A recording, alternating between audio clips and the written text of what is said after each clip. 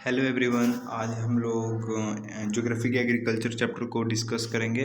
कल एग्ज़ाम है तो बुक को रीडिंग करना लाइन बाय लाइन पॉसिबल नहीं है, तो ये शॉर्ट नोट आपको शायद हेल्प कर सके। Hope it is beneficial for you.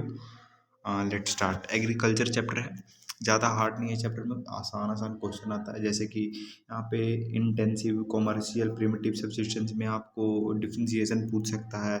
फिर इस चैप्टर में इंपॉर्टेंट है, मतलब क्रॉप आइडेंटिफिकेशन पूछ सकता है, क्लाइमेटिक कंडीशंस क्या रिक्वायरमेंट है, राइस को ग्रो करने में, वीट को ग्रो करने में, ये सब पूछ सकता है। एक एक 2 मार्क्स में पूछता है, और ऑब्जेक्टिव पूछ सकता है आइडेंटिफिकेशन ऑफ क्रॉप पे। और इसमें एक इम्पॉर्टेंट पार्ट आता है वहाँ पे, इंस्टीट्यूशनल एंड एक रिफॉर्म था ना दिया हुआ, वो पूछ सकता है। ठीक है, 5 मार्क्स में या 3 मार्क्स में। तो इस चैप्टर को देखते हैं, ओवरव्यू करते हैं कैसा चैप्टर है। कैसा क्या, अच्छा ही चैप्टर है, मतलब कि क्या है इस चैप्टर में। एग्रीकल्चर चैप्टर है। एग्रीकल्चर मीन्स खेती, सबको पता है। India is an agriculturally important country. All right. Agriculture comes under primary activity. 2/3 of our population depends on agricultural income.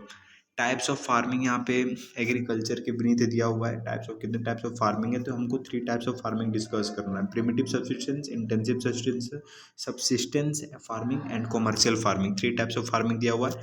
ये सब इसका फीचर्स दिया हुआ है, जैसे practice on few pockets of India, small patches of land, primitive tools वगैरह का use होता है, engage family and community labour, farming depends on monsoon. इसका example slash and burn agriculture हो जाएगा। इसमें क्या होता है, जो ट्राइबल पीपल होते हैं, बेसिकली ट्राइबल पीपल जो कि फॉरेस्ट में रहते हैं, फॉरेस्ट को क्लियर करते हैं पैचेस ऑफ लैंड के लिए, उसमें क्रॉप्स ग्रो करते हैं। फर्टिलिटी जब फील्ड का कम हो जाता है तो वो दूसरी जगह शिफ्ट हो जाता है। और ये जो शिफ्टिंग होता है, ये नेचुरल रिप्लेनिशमेंट ऑफ सॉइल, मतलब सॉइल का फर्टिलिटी नेचुरली रिगेन करने में मदद करता है। प्रोडक्टिविटी कम रहता है, क्योंकि सबको पता है फर्टिलाइजर्स वगैरह का यूज़ नहीं किया जा रहा है, तो प्रोडक्टिविटी ऐसे भी कम होगा। उसके बाद इंटेंसिव सब्सिस्टेंस फार्मिंग है, जिसमें ये हाईली पॉपुलेशन एरिया में किया जाता है।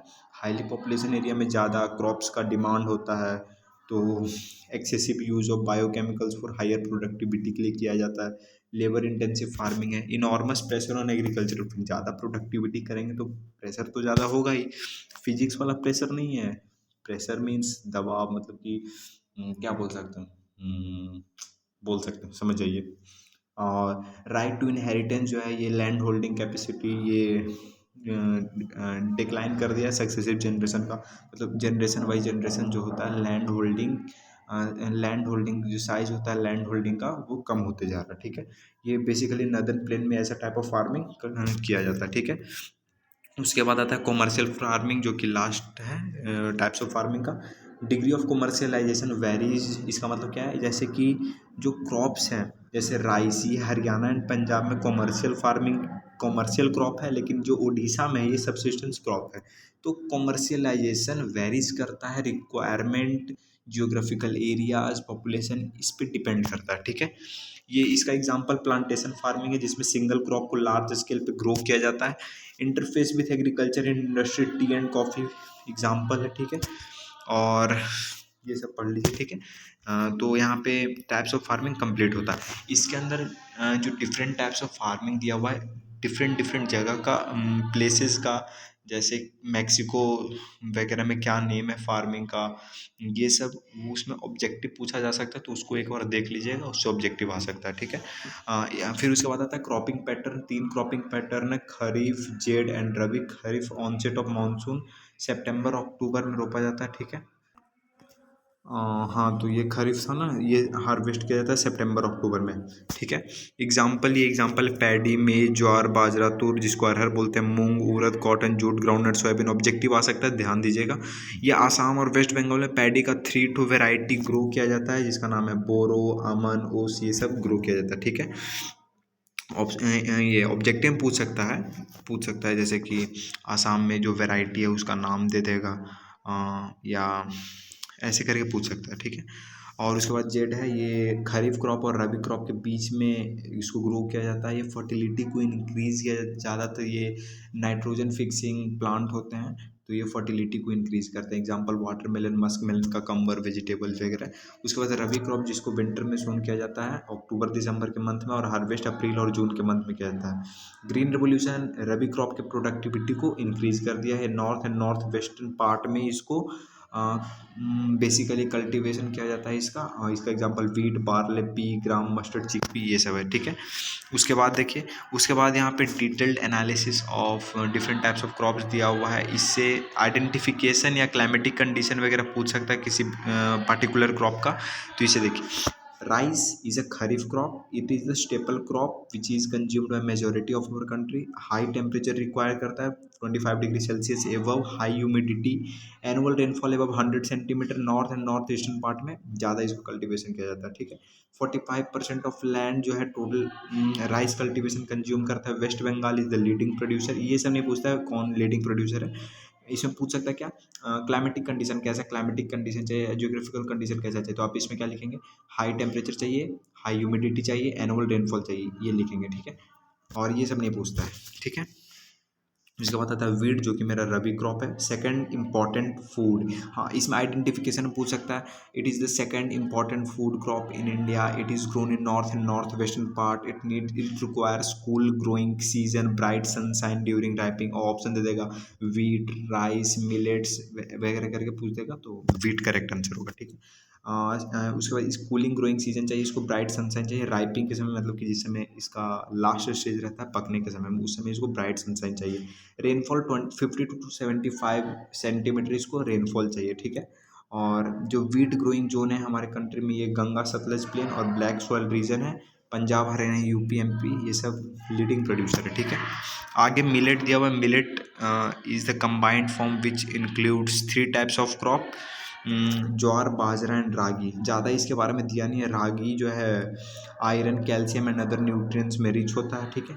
और ये जो मेरा कोर्स ग्रेन है, ये मिलेट और हाई न्यूट्रिशनल वैल्यू कंटेन करता है, ठीक है।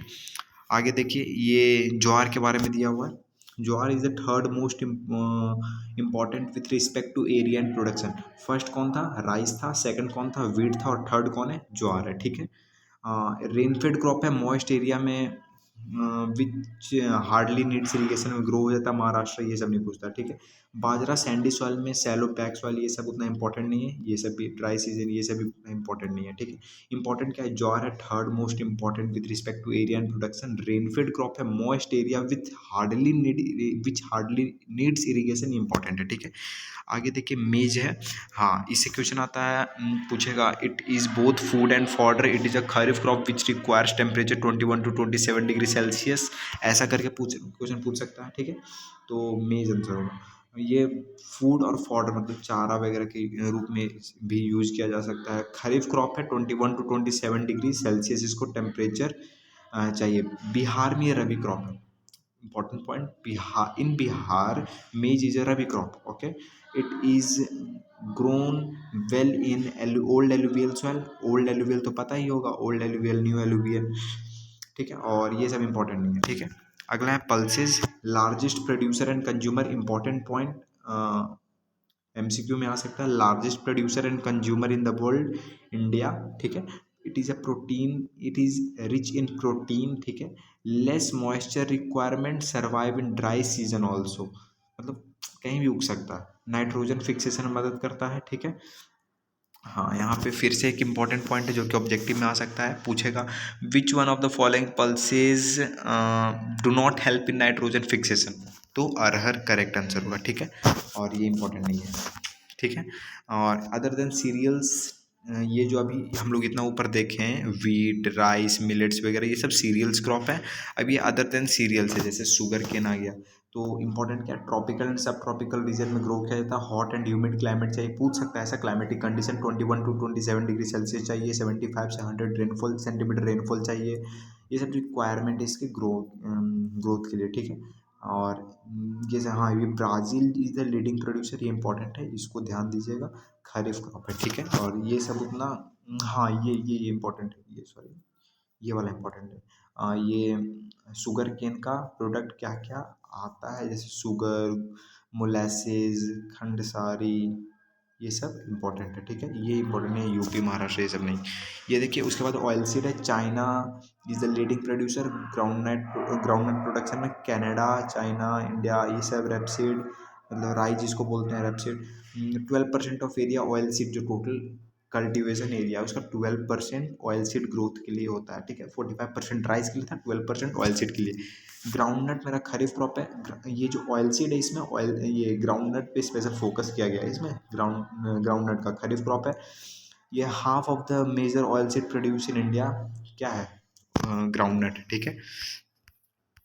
उसके बाद देखिए ग्राउंड नट जो है गुजरात, महाराष्ट्र ये सब में, Gujarat is the leading producer, ध्यान में रखिएगा, आ सकता है। लाइन सीड मस्टर्ड मेरा रबी क्रॉप है, एक्सेप्शन बोल सकते हैं। लाइन सीड मस्टर्ड मेरा रबी क्रॉप है।